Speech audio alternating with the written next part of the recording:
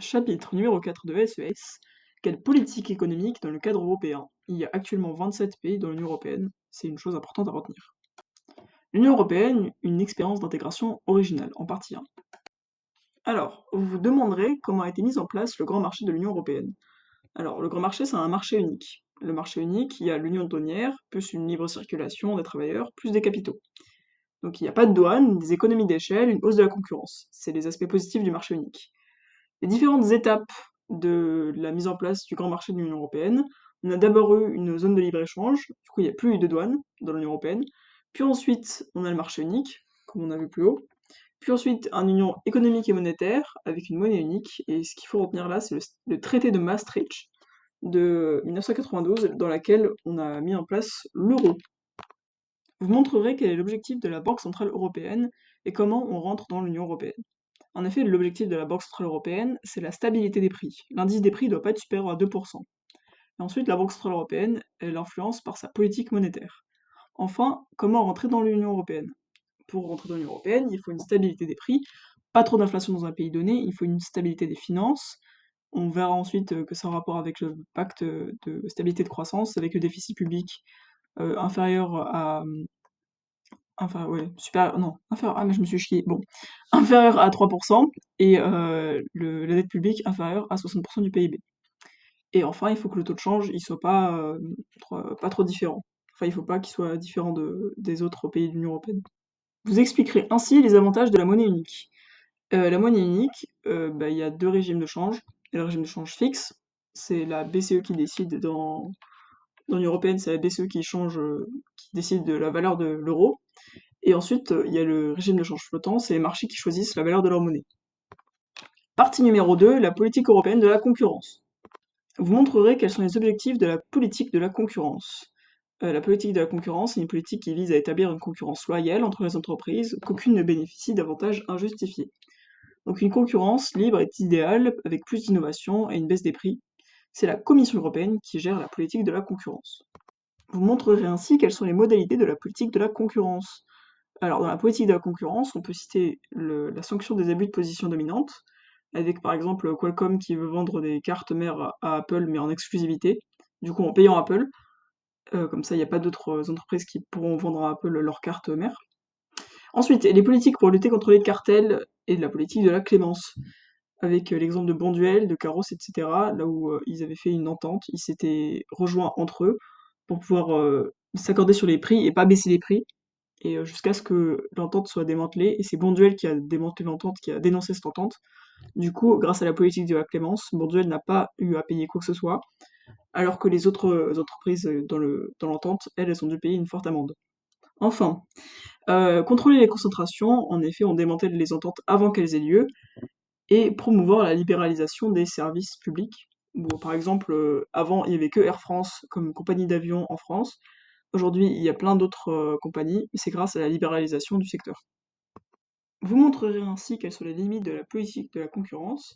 Alors, la politique de la concurrence peut entraîner une libéralisation des services publics, mais celle-ci peut pas forcément baisser les prix.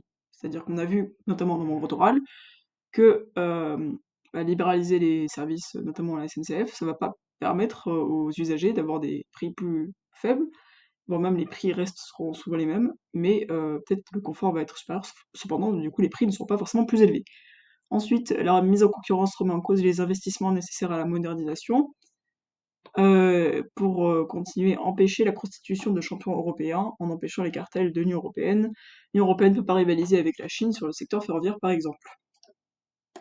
Partie numéro 3, les politiques monétaires et budgétaires agissent sur la conjoncture économique. Les politiques monétaires, ça a été géré par la Banque centrale, les politiques budgétaires, c'est les États. Vous montrerez que la politique monétaire agit sur la conjoncture économique, on peut ainsi parler de la Banque centrale vu que c'est la politique monétaire. Elle a une politique expansionniste pour relancer l'économie. En baissant le taux d'intérêt directeur, on augmente la demande, on augmente l'investissement, on augmente les crédits, on baisse le chômage et on augmente le PIB, donc c'est bien. Mais aussi une politique restrictive qui, en augmentant le taux d'intérêt directeur, en augmentant le coût du crédit, on aura moins de demandes, moins de crédits contractés, mais aussi moins d'inflation, moins de déficit et de dette publique. Donc ça c'est bien, mais pas pour les mêmes raisons. Vous montrerez que la politique budgétaire agit sur la conjoncture économique. La politique de la relance consiste à augmenter les dépenses publiques, donc augmenter les dépenses pour contre les inégalités par exemple, tout ça. Et les baisses des recettes publiques, du coup moins d'impôts, tout ça. Du coup ça fait une hausse de la demande, une hausse du PIB, une baisse du chômage. Ensuite, la politique de rigueur, c'est contre l'inflation, toujours un peu pareil. On baisse les dépenses publiques, on augmente les recettes de l'État, on baisse la demande, on baisse l'inflation, on baisse le déficit public et la dette publique. Partie numéro 4, les difficultés de la politique conjoncturelle dans la zone euro. Enfin, des politiques conjoncturelles. Vous présenterez les difficultés des politiques conjoncturelles dans la zone euro. En effet, la politique monétaire est unique et les politiques budgétaires sont nationales. La politique budgétaire ne peut pas convenir à tous les pays.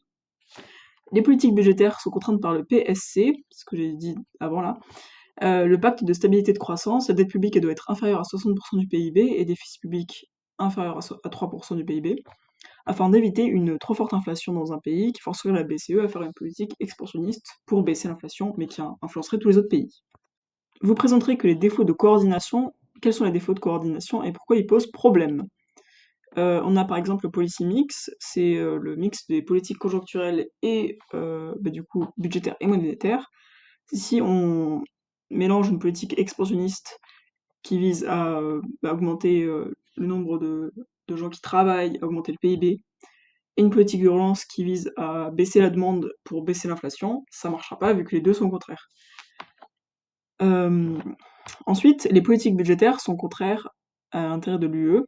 On a le dilemme du prisonnier. Un État qui fait une politique de relance fera profiter les États autour, et il exportera plus, tout ça. Du coup, les États autour ont tout intérêt à ne pas faire de politique, et juste profiter à l'État à côté. Sauf que du coup, ils se comporteront en passagers clandestins, et il y aura tout intérêt aux États de ne rien faire du tout, et juste attendre que les autres fassent quelque chose. Alors qu'en théorie, si on veut que l'économie marche au max, il faudrait que tous les États fassent en même temps des politiques de relance. En effet, alors la dernière partie de l'ancien diapo que j'ai pas pu mettre, c'est les pays sont poussés à établir des stratégies non coopératives. On prend par exemple le dumping fiscal, une politique qui porte atteinte à la libre concurrence, avec des paradis fiscaux comme l'Irlande, qui n'ont pas d'imposition, et donc les gens ont plus intérêt à venir et à commercer en Irlande plutôt qu'ailleurs, et c'est contraire à la libre concurrence.